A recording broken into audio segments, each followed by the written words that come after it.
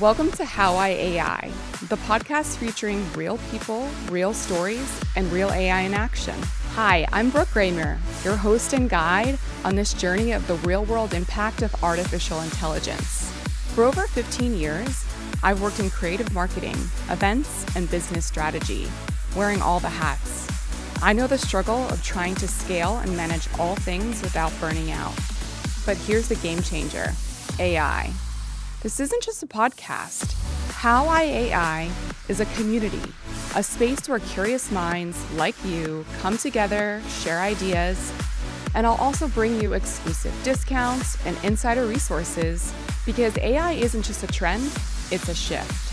And the sooner we embrace it, the more freedom, creativity, and opportunities will unlock.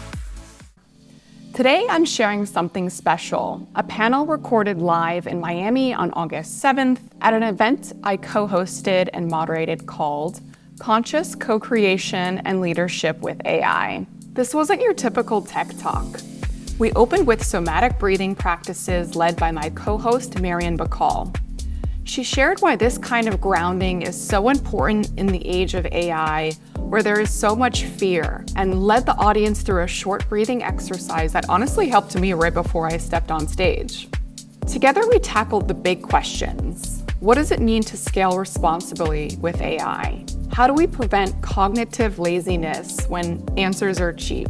Where has AI given you fear, made you feel afraid? And what role will education play when schools like Alpha are reimagining learning entirely? These are the conversations I love to curate, not just on this podcast, but also like the live events and panels I design. If you're interested in partnering on thought-provoking programming like this for your company, your community, or conference, reach out to me below. Quick note before we dive in, the first couple minutes of audio sound isn't great, but don't worry, it settles in at about the 3-minute mark. Just so you know, I edit and produce this show myself using Descript. I've been self-teaching podcast production this year. Thank you as always for tuning in and being a part of this journey with me. All right, let's dive into this special highlight episode of How I AI. All right, so conscious co-creation and leadership with AI. How does this go together? And how this came about for me, because I've been on the personal development, spiritual journey. I've adopted AI, and as I've kind of thought about the intersection of people using AI, you hear a lot of people talking about really fears, because technology is moving faster, right, than ever before. And as human beings, our bodies haven't really caught up to that quite yet, because it's moving exponentially. So we get dysregulated. And conscious, really, the meaning of conscious is awareness. And we'll be talking about some of the fears that people come up with when it comes to AI. We want to have a really beautiful conversation on how it's really the tool behind it. So when we have more conscious, self-aware, regulated human beings behind it, right, prompting, it really gives us an opportunity to scale with AI with so much more purpose, really focused on humanity and really driving it forward. So, yeah, welcome. A little bit about me. I'm the CEO and founder of Thriver Lifestyle. I focus on nervous system regulation, somatic practices, healing, and I actually started building an AI wellness tech app that makes nervous system regulation, somatic healing, so much more accessible to people. Because what's actually out there right now, we have so many things coming at us. We're so dysregulated. So I wanted to do a brief practice, give you some tools on nervous system regulation in the age of AI. Because when you're regulated, you can innovate from a place of possibilities. So when fears come out about AI, what are some things that people say? I'd love to hear. What are some things? It's gonna take over. Yeah. What else? You're gonna lose your job, yes. What other things come up with people? They're like, oh, AI, like, oh no, it's yeah. Exactly. So, right? Like all these bots are gonna take over, all of these things. And as I mentioned earlier, our technology is moving so much faster, but our bodies, our organic bodies are not. So with all of these things coming at us, Especially, I've talked to experts in AI, and they're like, yeah, I'm also dysregulated because it's moving so fast, right? ChatGPT just announced, 5, right? And it's, what is this like competition? And so your body kind of, it freezes, flight, freeze, fight. So here are a few things that you can do. And these practices, these tools, can help you in all aspects of your life. Our entire world still focuses on the mind, but the key is actually in the body. So when we are able to move through these things, these fears, these overwhelms from our body, you can utilize AI, you can utilize technologies to better your lives, personally, professionally. And I'm going to do a little practice with you. So I invite you to close your eyes, take a deep breath. 2 more. There's a few of you that had really shallow breath. One last time, deep inhale in. And when I ask this question, I want you to just notice where in your body you're feeling something. Where has AI given you fear, made you feel afraid, made you feel overwhelmed? Perhaps the thought of getting replaced or losing your job. Perhaps it is taking over the world and humanity is gone. And notice where it is in your body. And when you take a deep breath, and I want you to really push this exhale out, push this energy as if you're taking this energy out from wherever you feel it. Let's say it's in your stomach. And you can actually take your hands and like you're pushing it away, pushing the energy away. You're like, let it go. There's a lot of practices where you can shake off that fear, you can shake off whatever it is, because fears are just circulating energies also in your head. It could be a fear of a relationship ending, a fear of, death. But when we keep it in and we circulate it, then it stays in our body, it collects in our body. So when we actually move with the intention of thinking of what that fear is and pushing it away, we can energetically. And this is actually backed by neuroscience, because a lot of what we feel from our nervous system, our nerves get fed into our brain. The things that we think about most, we create new neural pathways in our head if we keep thinking about it. So we need to think differently. And now just think of your world. It doesn't have to be the perfect world, but the world where we are consciously co-creating with AI. There's technologies that are helping us clean the pollution problem, technologies that are helping with hunger, with all of these real life problems that humanity has, with the people behind it, conscious, heart-led leaders, innovators, and humans and entrepreneurs creating something so that we can utilize and co-create AI to really build a better world. And really think about that. And just take a deep breath. And there's this beautiful point here in your ears that if you want to regulate when you're thinking of a really good feeling or thought, you kind of just massage these parts of your lower earlobes. I mean, me just doing it, I feel really good. When you're thinking of this beautiful world where we're utilizing and co-creating with AI in a conscious way to help with all these issues that we have, just really put energy, and with your calming energy, just breathe into it. And just know that that's possible. And it's possible with you. Just the fact that you're all here means that you are thinking about these things and you're concerned. So hopefully those tools help you out. So I want to welcome my amazing co-host, Brooke Gramer. We actually met because she was a marketing director at Arlo, and I used to do a lot of events at the Arlo Hotel in Wynwood.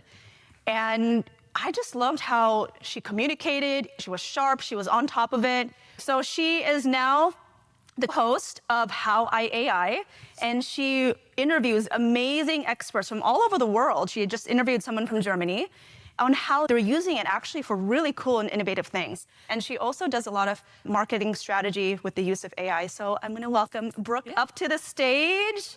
Thank you so much, Brooke. As my amazing co-host mentioned, my name is Brooke Gramer. I'm the host of the How I AI podcast, where I interview people weekly about these amazing conversations and what they're doing in AI and how they're individually adapting it. I am so honored to welcome our incredible panelists today. Let's first start with Victoria Moser. She is a digital strategist, community builder, and she likes to call an accidental entrepreneur, like many of us in the room probably are. Am I right? She co-founded Tech Besties, a nonprofit supporting women and allies in tech, serving as their CTO and CMO. Thank you so much, Victoria, for being here. We're so happy to have you. Thank you for having me. Hi, everybody. Yes. My next guest I'd like to introduce Osiris Santos. He's a multidisciplinary strategist and AI transformation leader, known for blending enterprise precision with soulful, purpose-driven design. Yes, please, right there is perfect. He's the creator of The Art of Being Useful, a human-centered framework for thriving in an automated world. Welcome, Osiris. Our next panelist is Jonathan Berry. He is a futurist, an impact investor working at the intersection of exponential tech, human potential, and planetary regeneration as the founder of the Future House Advisory. And thank you so much for being here, Jonathan. Welcome. My pleasure. All right. So Marian did such a great job opening the space and saying why we're all here and what our fears might be when it comes around AI. I thought I would open up the space reading an excerpt from a book I'm reading. Actually, one of my last conversations I had speaking about women in tech, I got to meet this woman named Noelle Russell. You might have heard of her. She just was the keynote speaker at Mind Valley's seminar that they did about AI. So she wrote a book called Scaling Responsible AI, and I just want to open this space with an excerpt from her book. Chapter 14, The Future of AI Leadership, Transforming Potential into Power. The future of artificial intelligence is brimming with a tremendous potential, yet fraught with sobering risks. As AI continues its meteoric rise, reshaping industry after industry, a new breed of leaders is needed to harness its world-altering power ethically.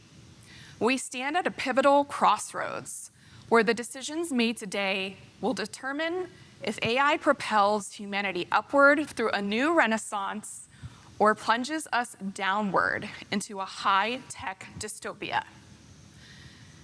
To navigate this landscape, AI leaders must chart the course ahead with vision, values, and an unwavering commitment to responsibility and accountability. Now is the time for bold, ethical leadership to transform AI's raw potential into solutions that serve the greater good. The very future of our civilization hinges on leaders who recognize that with the power of AI comes a profound obligation to use it wisely. I think that is just a beautiful way to open the space because we have incredible leaders here. So my first question, going off of what I just shared and the reason why we're all here today, what does it really mean to use AI consciously? And how do you personally define or embody that?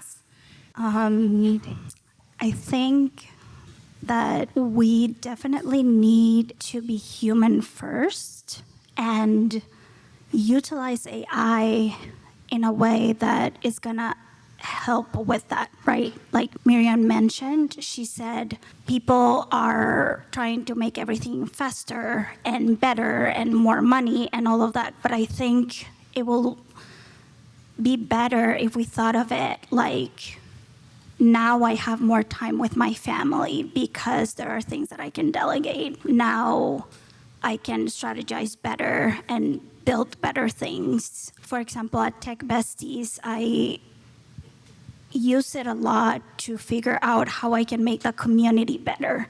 And I think that's very important because a lot of people don't have a community. They don't know where to go. And our community helps women and allies in tech and making sure that we are analyzing everything in a way that we can give them better things and what they need, it's a way that we're utilizing it. Yes, and actually, I wanted to give you the option to also expand on your introduction if you wanted to share anything else about what it is that you do, and this will help give us all context for the Q&A in the end when we want to ask questions. Sure, yeah. So right now I'm actually pivoting my business because I recently found myself unemployed, and my business was creating websites, right, for people, but now AI can do that really easily, literally. With a press of a button, you have a website, it will write the copy for you, it's so fast. But I think that, as a person myself, that has a human experience, that understands the pain points as a person living, being a human that breathes, that's something that AI cannot replicate right now. So that's what I'm doing. Like she mentioned, I'm the CMO and CFO of Tech Besties, and we build a community for women and allies in tech. I used to be part of something called Girls in Tech before that, and it shut down in July. And when we pivoted, we didn't want it to just be for women. We wanted everybody to feel included. And so we wanted it to make sure that people from the LGBTQIA plus community also felt welcome. And therefore, we called it Tech Besties so that, people will feel comfortable going. Now we have men in the community and just everybody. So that's a little bit about me. Beautiful, thank you. Osiris, if you could expand as much as you would like to about what you're doing now in AI, and then leading into our first question, which is, what does it really mean to consciously use AI? All right, what am I doing now? So with AI, I do a lot of consulting for enterprise companies. Like I work with a lot of big banks and financial institutions like US Bank, Bank of America, JP Morgan, all the big banks. And I'm in a funny space with a lot of them because we're going on the steps of how everything works in regular world. So we start with ethics and governance, and then we get into like where we can implement stuff. But I think that's a funny space because we're already too far gone beyond any governance. You're never going to catch up. Yeah, I mean, I think as far as consciousness, it's an interesting thing because it's a cool tool. Like, you can move faster, you can do cooler things. You have the illusion of, your brain always being on and going. And consciousness, where does that come in? So in a lot of my work outside of just design and tech, I do run a men's group also. And one of the things that we stand for is sovereignty. So as far as AI, I think it's one of those, it's a technology that's allowing us to really dive deeper into questioning where we stand on any of that. I don't trust anything about AI at all. I work at some pretty high levels with it, but yeah, sovereignty is more important to me. So how we use it to be able to be more sovereign and apply the same thing that I do in law, taxes for my business, and I just try to make life better that way. Outside of that, consciousness is something that I'm in a case study of watching the world and seeing how everybody's using it, because I feel like we're all going in very different directions. There's a lot of high hopes and big dreams, but the reality of it is this is part of a commerce game, and when you get into that game, the human side kind of starts to fade. And as much as we want it and we dream for it and we have all these good aspirations, I also think that we've already gone far. We're already moving way too far for things to catch up. So I'm enjoying the ride. Let's see what happens. Thank you, Osiris. Jonathan? Yeah, I would say we're definitely approaching the event horizon of the great awakening of the infinite intelligence and being able to interact with the cosmos in ways beyond our wildest imagination.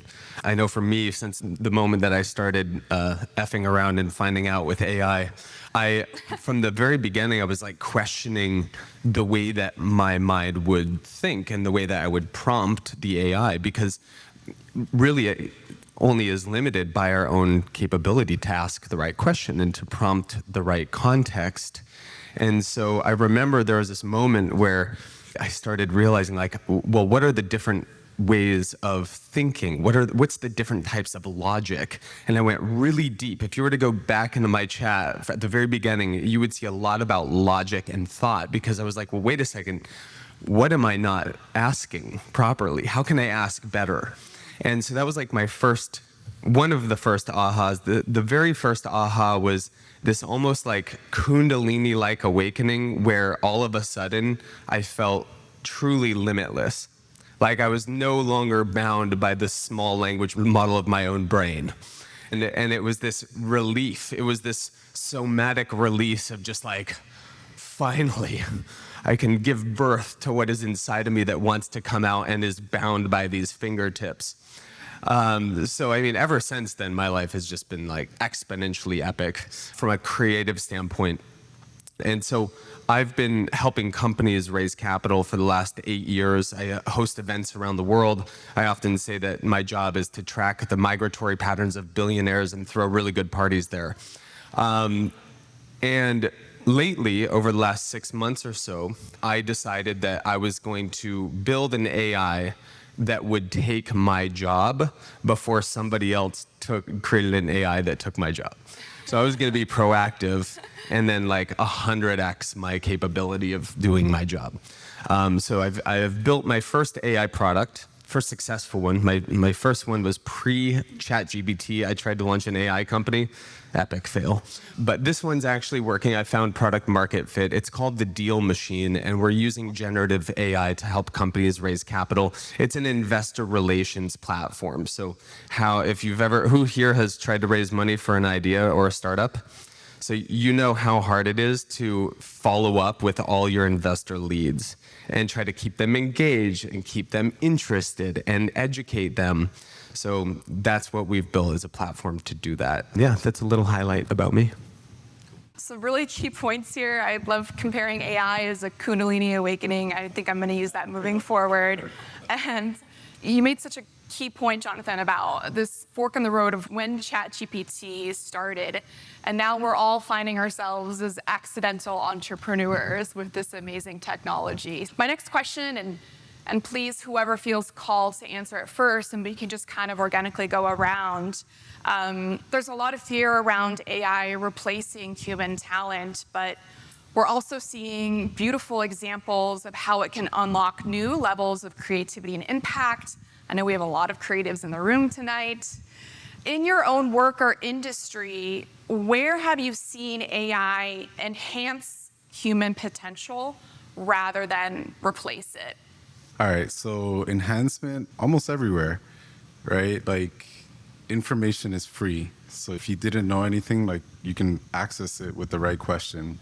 The idea that it's the whole taking your job thing and all that, it's only a matter of time. So like, I don't even want to sugarcoat it, but you can take advantage as much as you can right now. Like the conscious part is like, you can go get a job, or you can create your own thing now, like anything you want.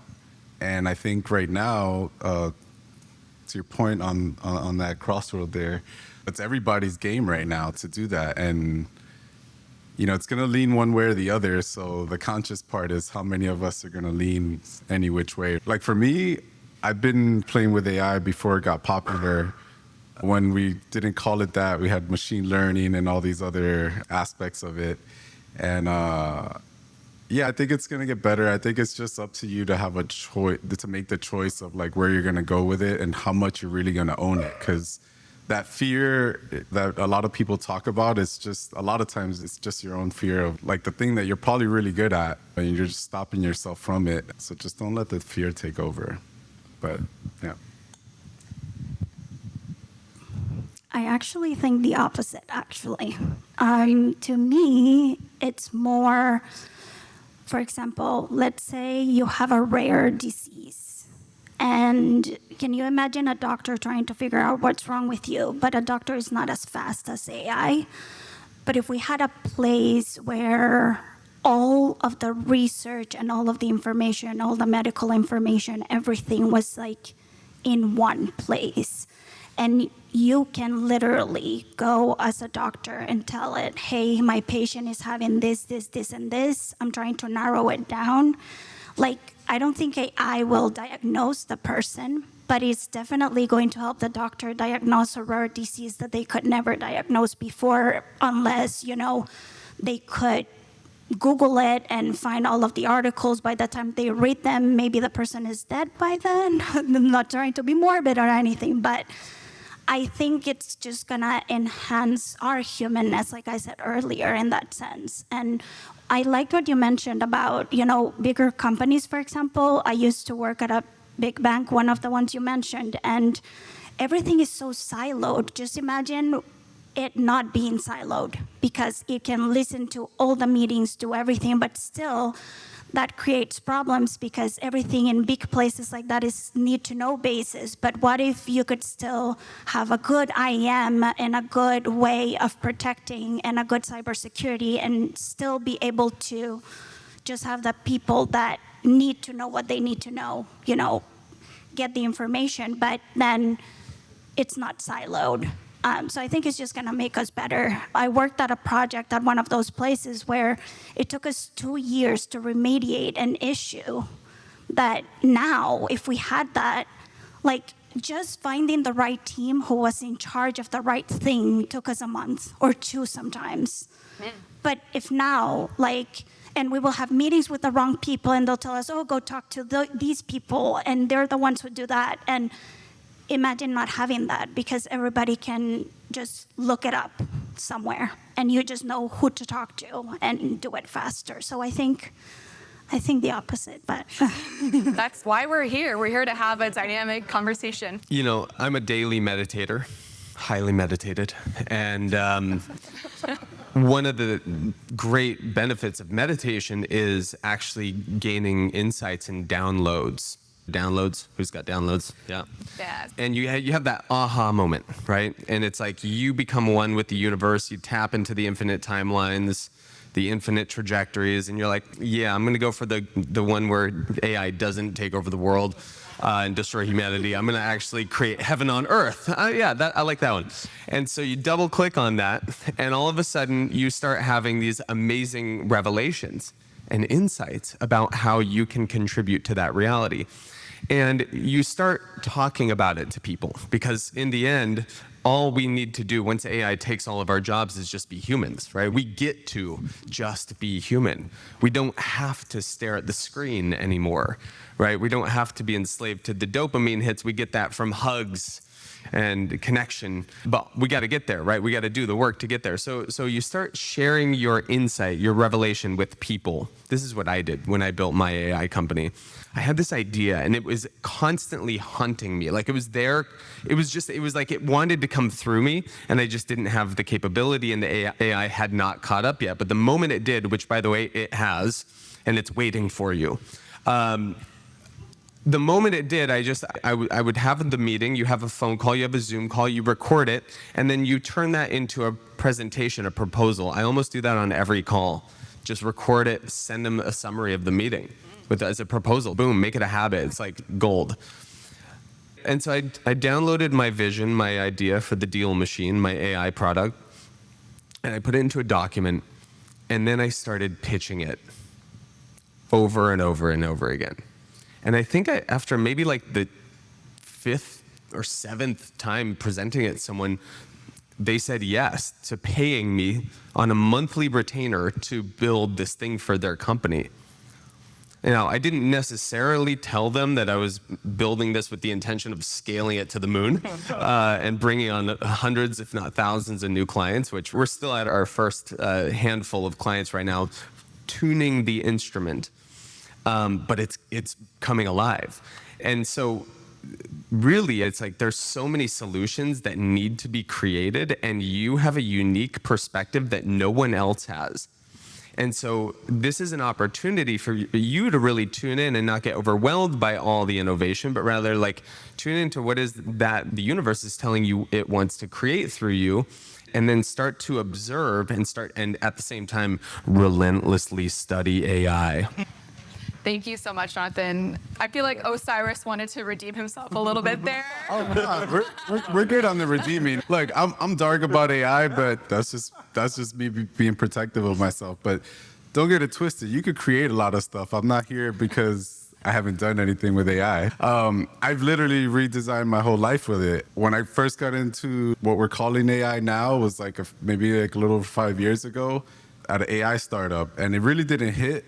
Like, I didn't really get into AI until I was in a jam where I was in a lawsuit, and I used AI to like be my lawyer because the bills were just getting crazy, and I won.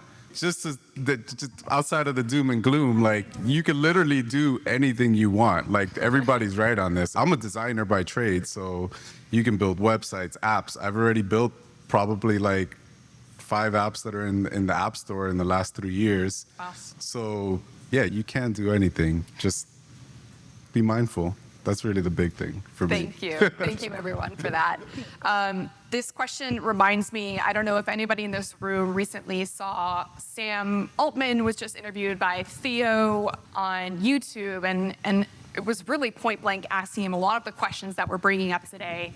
And I was so surprised at he has a lot of media training, but his ability to really spin everything in a positive manner about AI. And one thing he mentioned is that humans throughout history have always found a way to make themselves useful and to give back to one another and find purpose and meaning despite, everything that we've come up against and all of the evolution that we've seen to date. And Victoria says such an amazing point about the medical field. I recently interviewed a pathologist about how they're using AI and bringing everything to digital and how pathology is actually overwhelming. They're limited on staff now, but now they can remote telecom each other and be able to detect disease and weigh in on each other because we're moving everything to AI.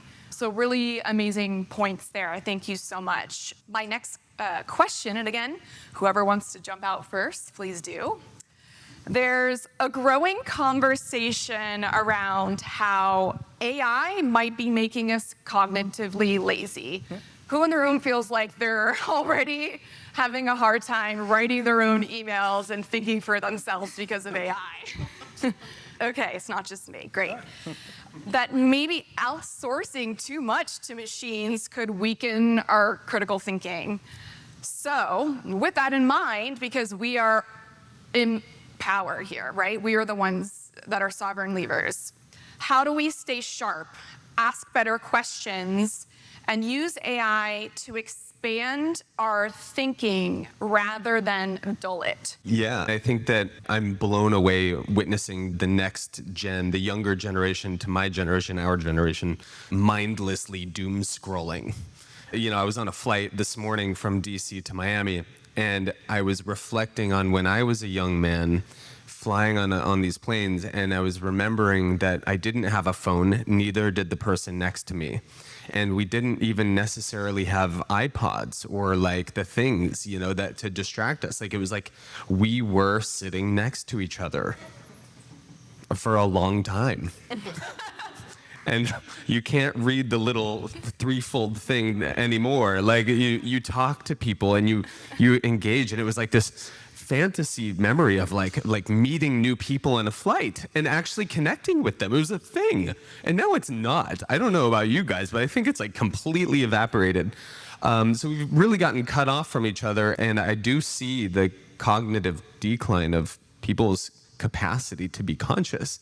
I know for myself, to stay awake is challenging. I dedicated my life to waking up and staying awake, and yet my compulsive need to check my Instagram is like ridiculous. Oh my God. So I think that we have to be spending more time using AI and less time looking at Instagram or X or whatever you watch. It's so important to invest more time into learning and questioning your way of perceiving reality, because my anxiety these days, my AI anxiety comes from when there's the new ChatGPT 5, and I'm like, oh no, it's even faster now. And I'm like, what do I need to relearn how to think? Like, I need to change the way, like, it's probably already, like, creating agents and replacing my next job without me. It's hard to fathom how fast it's growing.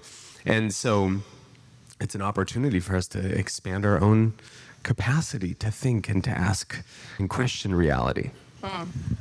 I think it will depend on the individual itself, because to me, I do know that some people are outsourcing everything to it and they're not using their brains anymore, which is, I think, what you meant by that. My grandpa used to say something to me when I was little, like when I hated doing math problems, he used to tell me, like, when you do math, just think of it like your brain when you're born is like wrapped like a present. And when you do math problems, it opens. Like that's the way of unwrapping your brain. And I think that we just need to pivot on how people are teaching the new generations on how to think and how to exercise that muscle, because our brain is a muscle, in case you guys didn't know that. And just like you go to the gym and you do weights and all of that, you do need to use it for it to get better, and that's how new neural pathways get formed, and that's how it becomes better all the time, right? So I think that we just need to pivot into becoming strategizers and teaching kids how to be strategists instead of just doers, right? Because AI can do things for us, but I don't think it could replace you strategizing things. And like I said earlier, like being an actual human. So yeah, I mean, I agree with everything you guys are saying, right? It just makes me think of I was having this conversation yesterday without giving away the company, this person is the chief of like tech and data, and they're also the chief of HR. And a lot of you make a good points up here, right? For me, the thing that I'm seeing is like, in that company specifically, who I was talking to yesterday, we were having this very same conversation. It's like, their goal is how do we not lose anyone in the transformation? Wow. Because they live in a very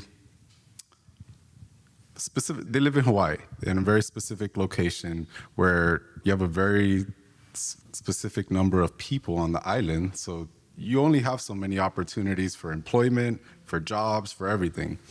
And we were talking about this concept of how do we get everybody to think like us? And I feel like this is where the sovereignty comes in and the consciousness, because you have to understand like how deep in the web you are to be able to do any of the stuff that we just said. You work in product, like I'm a designer, so I usually work with you. And like, that is our way of thinking. That is our job. That is design thinking. So if anything, I would suggest that people really learn to think critically, look up design thinking, look up user-centric thinking, because that's everything that we're talking about here, right? That's how you approach any of these problems, the way we're solving them. The issue, I think, for me with that question is just, it's not even about AI. We're too far gone. Like, you're talking about screens, right? This is programming and programming over time. Like, everything's a program, and if everything's like a TV show, there's a lot of people bought into a certain rhythm. And for me, every year I've just been looking and I'm just like, we're getting closer.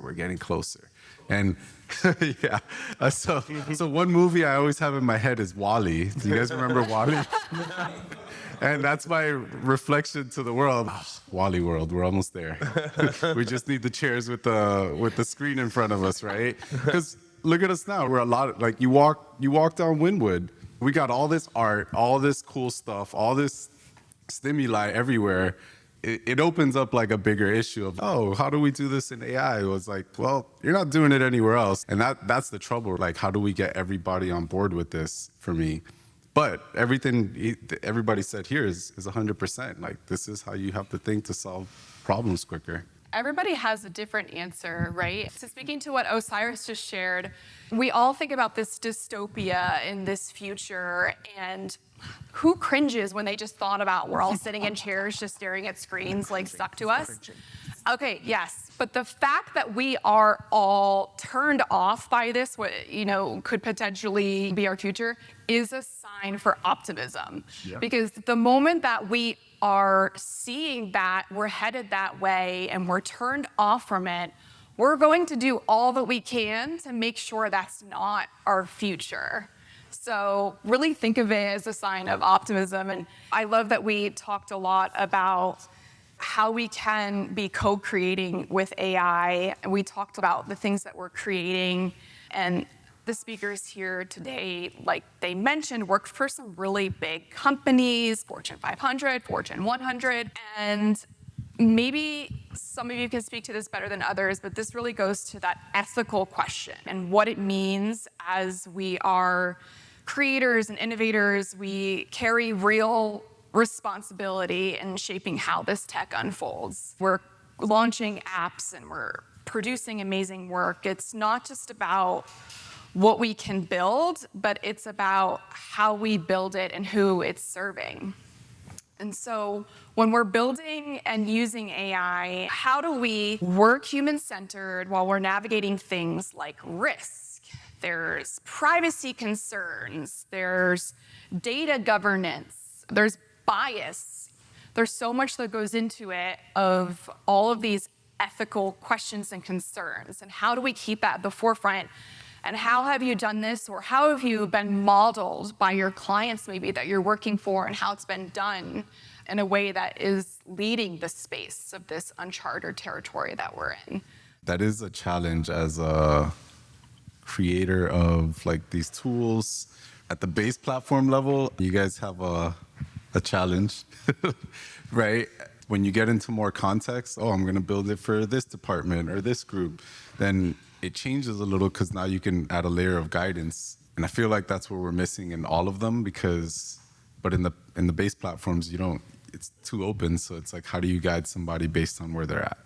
And that's one of the things as a designer, like in user-centric thinking that we try to achieve is like, how do we capture this person exactly in the moment that they're thinking and what they're thinking about? And actually, Google even has this thing called the 0 moment of truth. Where do you capture them in that moment?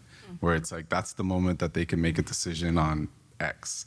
I feel that challenge because I see that in every product that we create. It's like, how do you not only keep it open, but prompt the human to think without giving them the answer either? Because that's another one, like, answers are cheap now. How do I prompt you to like think?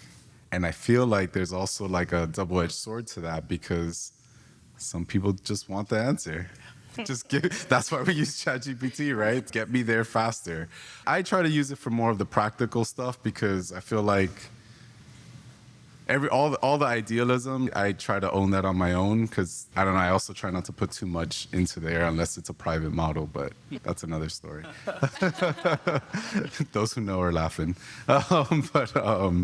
Yeah. So. When you mention ethics, my brain went to an AI summit that I went to recently where it was about therapy. And to me, I think that's going to be one of the biggest challenges because imagine how beautiful it would be if when you go to your therapist and you sit at that chair and you're, talking to your therapist, whoever has gone to therapy here, me, I'm a big advocate of that, they can be 100% fully present. I think AI is gonna give us that if the therapist can be 100% fully present because it knows that the AI is taking notes for them and they don't have to be writing everything, trying to remember everything, and they can literally just be 100% fully present with you. It will be amazing, right? They can treat you better, they can empathize with you better, they can do their therapy better. But that's where I think we would need to incorporate things like HIPAA into it and be like, okay, we know HIPAA is there for a reason. We know why, these information shouldn't be fully accessible. So it will have to become this huge thing with, HIPAA and cyber and making sure that all of the cybersecurity professionals are on top of it to make sure that, nothing is gonna get leaked And you can feel comfortable too, saying all of your deepest, darkest traumas to a therapist, knowing that an AI is recording you. That might not be something that anyone wants. But if the flip side is that then your therapist can be a better therapist back to you because they're not worried about taking notes and remembering everything, I think it would be beautiful. So I don't know how we're gonna solve it, but that's where when you said ethics, that's where my brain went. I'm like, okay, how can we protect people's information better, but still leverage the AI to make us more present in the moment in something like a therapy session? Thank you. Jonathan? Yeah, so I think that it comes back again to this idea of like we are either a content creator or a content consumer, right? We're either consuming the information or we're creating. And I think it's very important to empower ourselves as creators because we are a reflection of the universe. The universe is creating life through you. And it is prompting reality through you. I swear, like I've been questioning reality so much as AI awakens and becomes like this window to the infinite for us to, prompt. And I'm always like talking to the universe. I'm like, hey, I want this, and seeing what happens because it is very similar. It is, if you've heard of the simulation theory, it's the simulation seems very vivid lately. And so I think that there's an opportunity for us to empower those around us. If you're in this room, it means you're on the wave. You know what's up. You showed up. You could just be sitting at home watching Netflix and like zoning out, but you chose to show up and learn and to engage with other humans and not just doom scroll on TikTok and watch other people prompting. But you are contributing to a bigger conversation and expanding your consciousness, and that's a good thing, right? We're doing that. We're expanding, and so that's empowering for all of us, and especially with all the screen time. But I think it's also important for us to like hold our friends accountable to waking up and to like challenging our friends to being like, hey, I noticed like you're not really connecting with me lately. Is everything okay? Like we kind of have to be the first responders to our friends whose minds are being hijacked by the algorithms. Thank you so much for that. This will be my final question. Maybe you all can start to think about what you want to ask next, and we can open it up to some Q&A afterwards. AI is often talked about terms of speed and scale, exits, but it also has the potential to support emotional, cultural, coaching. A lot of people are using this on this more broader level. So how can AI be used not just for individual success, but for collective healing and transformation? I personally, that's exactly what I first did when I started using ChatGPT. I gave it every single quiz I had ever taken, and I immediately used it as a brain of someone who knows me better than anyone. Yep. And asked it to coach me through leaving my job because I was ready. And now that we're in this empowering state and we're using AI, ChatGPT and Claude and Google Gemini and uploading in our personality traits and speaking to it, how do I respond back to this guy and tell him thanks but no thanks in a very polite way? This is where we're at. So how are we using this as a collective tool of healing and transformation? I just shared a little bit about my journey, but if anybody wants to share how they're using it in their own personal ways.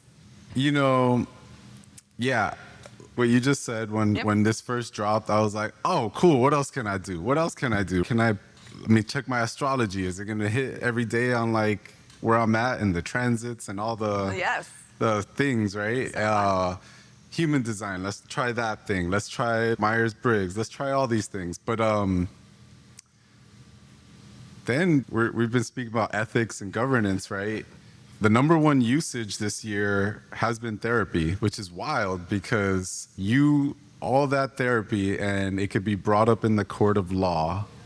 So you got to be careful with this stuff, right? Because yeah, it's fun. Don't get me wrong. It's super fun to know this about you and not have to go pay an astrologer. But that's another thing around like the conscious co-creation. Now we're talking about like health, wellness, and then we have this commerce piece, which is always lingering and that adds to everyone's survival.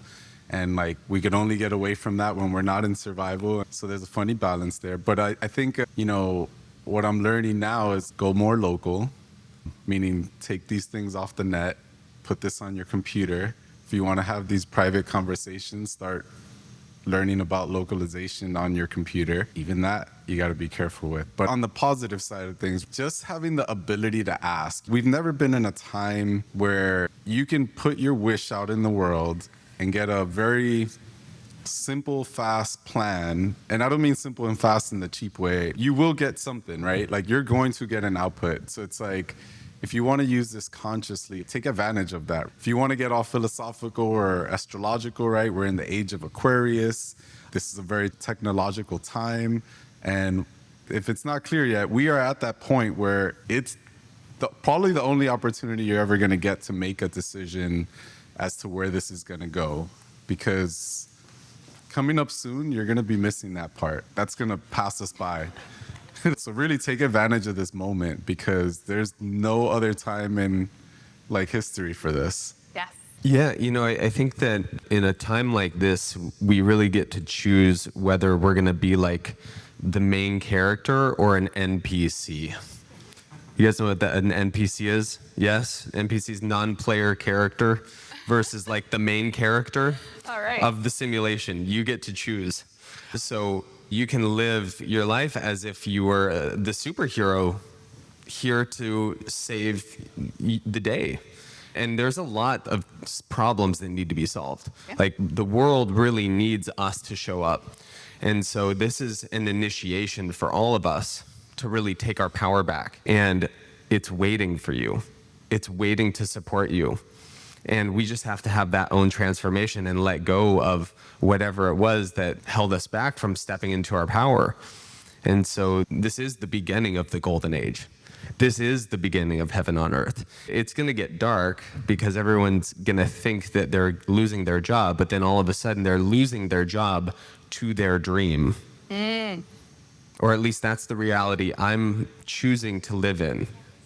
I'm not giving my power away to the Netflix dark story. I'm not giving my power away to a negative reality that everyone says, oh, according to statistics, everyone's job is going to be replaced and it's going to be chaos and economic singularity. And like, I'm just choosing to create the reality that I want to live in. And so, but in order to do that, you have to become the content creator of that timeline, which is scary. Because you don't know what it is until you ask yourself, what is the prompt that you want to see in the world? You have to create the prompt. And I'm not talking like a little simple, like, what is the meaning of life prompt and using deep research. I'm talking like deep discourse, like deep discipline of self-exploration and separating yourself from the ego. Doing this self-development work to be able to actually sit in meditation and watch the monkey mind and separate yourself from the compulsive need to pick up your phone and check it.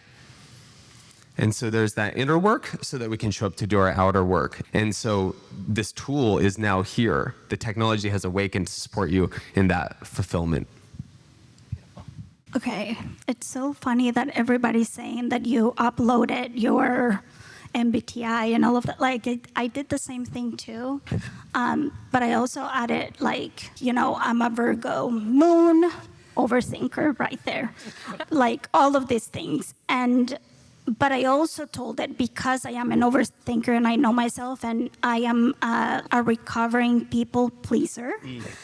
I told it to be brutally honest with me at all times. I knew that it's always trying to tell you what you want to hear and please you, and it's just like nice all the time. So I made mine be just honest, factual, and just tell me as it is. So I use it a lot to be like, hey, am I overthinking this? And it helps me a lot in that sense to be more present, because most of the times when you're overthinking, you're not present with the people that you're with because you're just thinking inside like all of your thoughts.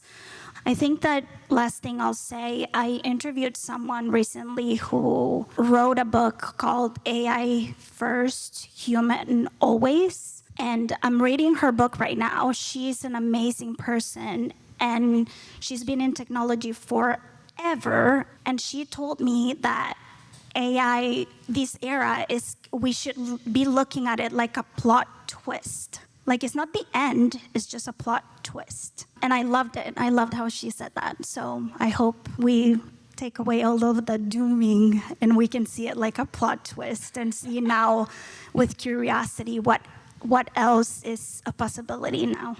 I like that reframe.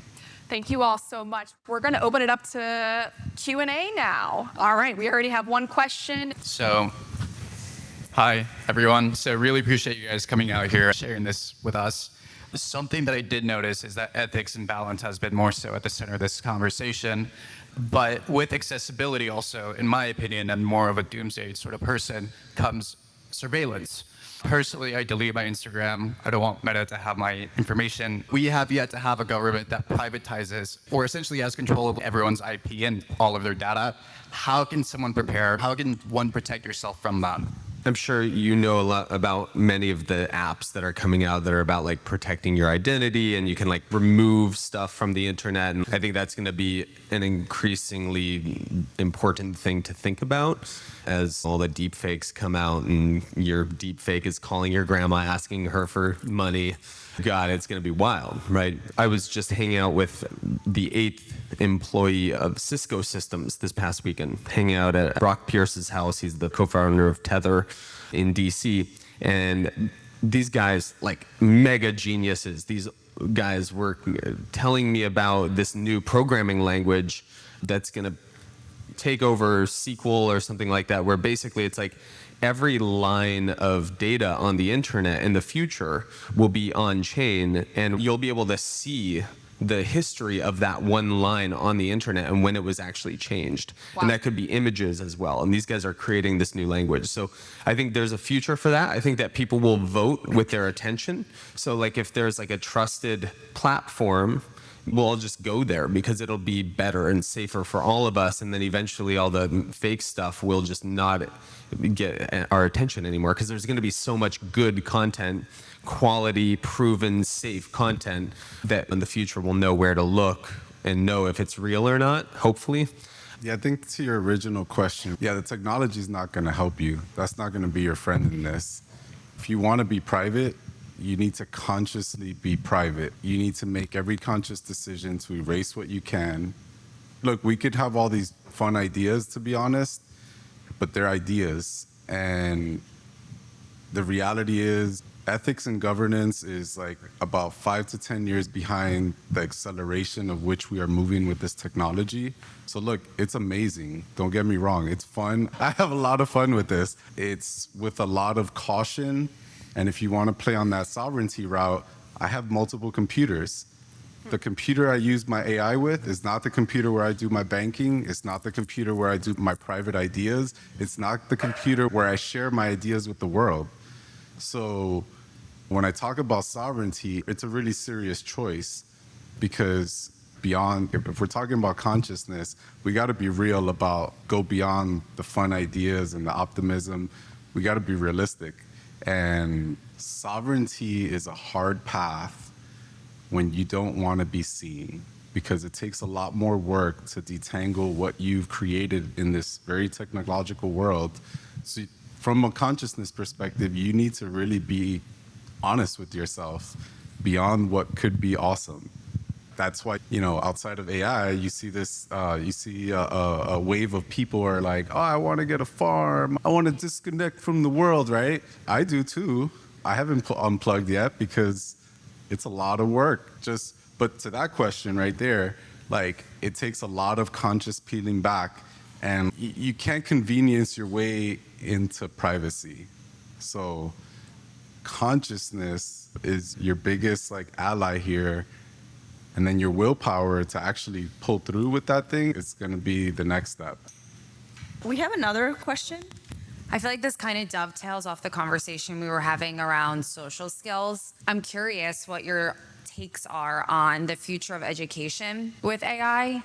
I'm in a lot of these conversations and with the collective, and we never talk about it. It's interesting because some of us, most of us, maybe all of us went to school. Some of us have natural social skills. I'm in sales. I've got the gift of gab. I sell AI. And it's like, I just recently listened to a workshop, we'll just say, on the jobs that aren't going to exist pretty soon. Yep. Dev, recruiting, like all this stuff. And it's okay, people went to school for that, and then it's not going to exist. And then these young kids, it's like, is college even going to be a thing for them? Because we don't even know what the jobs are going to be. Is it going to be mostly AI?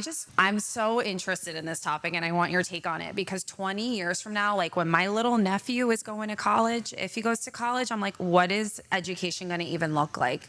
Because jobs are switching so much now. You may not need to go to school for product or whatnot. I actually want to start with this first because Marian and I had this exact conversation just yesterday as we were preparing for this talk. And as I was going through this book and just thinking of my speaking points, there's an amazing section in here where it just talks about all of the ways that we need to be mitigating risk and bias and all the things we've spoken about today. And just think about how that's going to shape our HR department. Think how that's going to shape just the way that we work in the world. There's going to be all of these jobs, and to your point, it's behind by 10 years, 5 years, right? Those are all going to be new jobs. There's going to be people in charge of risk management and making sure that we're not having cultural bias in the workforce or with our products and apps that we're releasing. So it's not about what are we going to learn. It's shifting the roles into different ways that we haven't even seen come out yet. And just like we no longer use the calculator, and absolutely whatever ChatGPT can help you with right now, you need to learn something that's more useful. And it's going to be how we are as a society and a culture integrating and adapting these privacy concerns, everything that we've talked about today. This is our role and our responsibility, and these are going to be our new jobs. I will say HR is literally one of the, the hanging fruit? So far, I've rebuilt, we've gutted HR in a few companies already. That was one of the first few projects I did was, hey, let's replace HR. Recruiters, now I'm showing them how to do their job and survive, and building the AI for them to survive for whatever little time they have. You talk about education. Not too long ago, I talked to a bunch of university, Ivy League schools, telling them, scaring them out of what they're doing. When information's free, right? So school, I think we're gonna have to rethink school. Right now, I see we're putting all these fun little programs to catch you cheating on AI, which is like, all right, kids are gonna figure that out. You got that one kid, he got kicked out of Columbia because he made that app cheat on anything. And it's an awesome app. But I think catch a trade, we need plumbers, we need electricians, doctors. I don't know what's up with doctors. That might be replaced too, because I work with, you ever heard of Arthrex? We work on surgical tools and surgical robotics. I just built an AR robot that helps build more accuracy in total arthroplasty, like when you get a shoulder reconstruction. So before, we were able to have a window of error where basically you get reduced range of motion from 5 to 8, and we brought it down with AR, AI, and a bunch of other fun techie words, brought it down to 2 to 4 degrees, meaning that's a huge improvement for post-surgery. Well, that's really cool you did that. I might need one of those on my shoulder. But when I'm 80. So I actually wrote a book called Hack Your Education, pre-ChatGPT, just for the record. And basically I believe it is the solution. And it's a mindset when you go into school. I think we do need school. School is basically babysitters for young adults. It's where we go to do social stuff. We still need social stuff. We got to learn how to connect with people and be friends. We need that. And we want to go to school and learn. We don't want to just sit and look at a computer screen and download the Matrix, I know how to fly helicopters and do kung fu. It's we want to engage and learn through participation. Yeah. So my book, Hack Your Education, is about how I had a near-death experience, had an awakening, asked myself, what's my purpose in my life, and then eventually what's purpose in my education. And then I started using my homework assignments and combining them from different courses. And I wrote a business plan that got funding for $1 million recording studio when I was 21. And that's how I manifested my first $1 million company with my homework. And I walked into a room, a lecture hall filled with students who were all doing the same task, the same assignment. And I was like, oh my God, it was a Neo in the Matrix moment where I'm like, I just hacked my education. So that is the idea, is go into school, like your teacher's job is to assign you projects and tasks, and your job is to do them. But what I teach students is to negotiate with your professors to modify your homework assignments so that they fit your personal goals. But if you don't have a goal, you're an education consumer, not an education creator. You're a content consumer, right? And so it's a shift in mindset to take the initiative to become the prompt of what you want to learn about, what you want to create about. So that's my thesis. I want to piggyback on that because I just recalled there's a school founded in Texas. It's called Alpha School, and they're actually expanding to Florida. They're in Palm Beach now. They're coming to Miami. They're actually doing orientations. If anybody has children, sign up and go to their orientation, and they do just that. They give them project-based learning, and they really quickly learn their studies, and then they break out and actually do physical interactions. So they're building those real-life personal social skills that are so needed, but they're able to really quickly abridge, and they don't hold them back by age, class. If someone accelerates faster, they move up. And so it's this new method of learning, Alpha School, if you all want to look into it. It's expanding to Miami, so again, bringing great hope. We have a final question. So you've been talking about becoming your own prompt, and I think everyone's been talking about like how they bring value to the world. I'm a new founder trying to build an idea, but it feels like any minute, like my idea can become obsolete because maybe like ChatGPT can do exactly what I'm thinking about. So what thoughts do you give to someone like me trying to take that creator role, but feeling like you're just drinking from a fire hose and it's hard to make good decisions, even like on a week-by-week basis? I actually have an answer for this. I just want to tune in because I'm also a founder creating an AI wellness tech app, and a lot of people have ideas, but it's actually the execution that matters because a lot of ideas are always happening. The difference between what we would call successful versus not is the execution. And when you execute, it's just the iteration of it. Frank and I were having a conversation that because it's so easy to create things now, you can vibe code, you can create it. The difference is not if you can build, it's are you able to bring the community in to actually use it? How will you have the traction? I actually think that's more important because the building is the easy part, but how do you get people to buy in to using your product, to really building that community? So I think really focusing on that. Don't focus on, oh, someone's gonna have this idea. They can't do it the way you can. No one can, like that's your genius, right? And we have so many products that are a lot of the same things, and people also have different preferences. Let's just say meditation. Some people want Calm, some people want Headspace, some people will do it on their own. Just find the type of people that you truly want to serve and execute and iterate for them. And I think that's like your North Star. Not that other people will take your ideas, but like really feel ownership and empowered that you can easily build it now, and now it's finding the people to serve. Oh, I agree with you 100%. The only thing I got to add to that is the thing that I think most people miss is, that keeping going part. You need endurance. Right? You need the endurance to take the no's, to take the failures. You got to stick to that one idea. Like when you work at a company, you're working on that one product the whole time. You might be working on this one product for 2 years, more years, right? You might be working on a button, just the improvement of a button. It might take you 2 months to solve what's wrong with that, like that button bringing in someone in. And that sounds tiny, right? Like a button.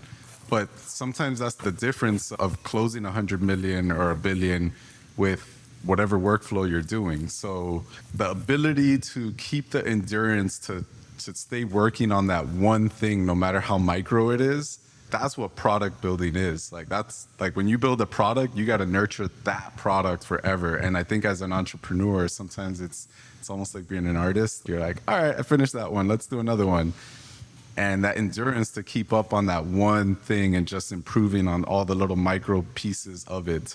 That's product design. That's what it takes. It's endurance. But yeah, the ability to execute is first. I'd love to also tap in on that. So your first idea will be replaced by AI. And so will your second one. And you will probably replace that first one with the second one. It'll be you. Because you're just like, about the context window of AI. The context window is like, how deep can the deep research go, right? How much memory does it have? The more time that you spend building, the deeper your context window goes in your own brain and in your own vision. And right when you get to the edge of what you didn't previously know, then you will step away and you'll go for a walk in the park, and then you'll come back and you'll have this aha moment and you'll see the next idea. And then you're going to pursue that and go deeper. And right when you're doing that and you think there's a technological blockage, all of a sudden the evolution of technology is going to blow that right past. And you're just going to be like walking into the unfoldment of everything happening at the right place at the right time. And so you just have to be willing to let go of fear of failure and just start building. I can't thank you guys enough for your amazing questions. This awesome panel. Let's give it a round of applause for our amazing panel and moderator. Thank you so much, Brooke. Yeah. And thank you, everyone, for being here, for being a part of the conversation. And I think that's the beauty of it, right? Like, we didn't have to reach an end goal destination. This is just the conversations that we're opening up, and hopefully you also take this into your communities, your circles, to really, like what Jonathan said earlier, this is just part of the evolution. And when we're thinking consciously about it and we share about that with others, they also will think about it in that way. And I think it's great because it's all critical thinking skills that will help us prompt better and create better, but also I think be better humans because we're actually thinking about these things. And we're still gathering, what Victoria was saying, like, it's still human, right? The humans are really what matters. These are beautiful tools that we can use, but we still need the humans behind it to craft it and mold it, and as we go, shape it and build it. So thank you so much, everyone.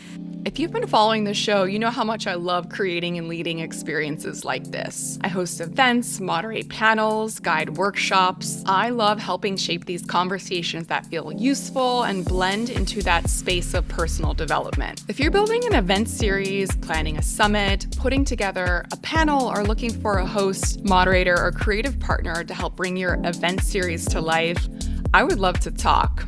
Reach out to me directly. All of my links are in the show notes to get in contact. And if you're not already subscribed to the podcast, do that now because you don't want to miss out what's coming for season 2. There's a lot in motion, and I can't wait to bring you along. All right, see you next time. This episode was made possible in partnership with the Collective AI, a community designed to help entrepreneurs, creators, and professionals seamlessly integrate AI into their workflows. One of the biggest game changers in my own AI journey was joining this space.